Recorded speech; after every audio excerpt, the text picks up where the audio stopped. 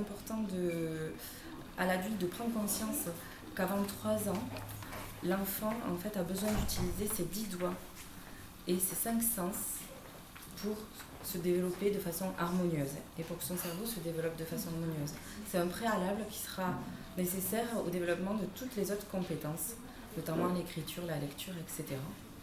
Donc l'adulte a vraiment un rôle d'accompagnateur et de garant de ce développement harmonieux.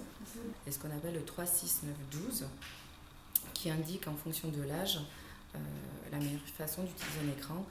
Avant 3 ans, normalement, par exemple, l'écran n'est pas nécessaire, bien au contraire, car les flux d'images sont beaucoup trop rapides pour le cerveau de l'enfant, pour ses yeux déjà, et pour le cerveau de l'enfant. Donc nous pouvons observer que l'enfant est complètement absorbé, ne bouge pas, est statique, complètement passif par rapport à ce flux d'images en fait, qu'il reçoit et qu'il ne peut absolument pas gérer avant 3 ans.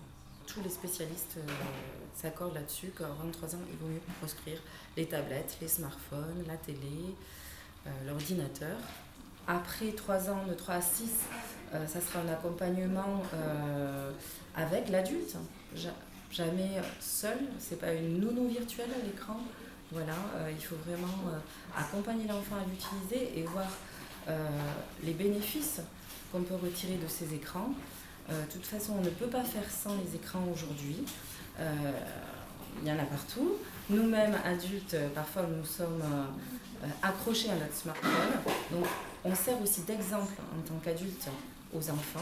L'enfant se développe en nous imitant, en nous observant.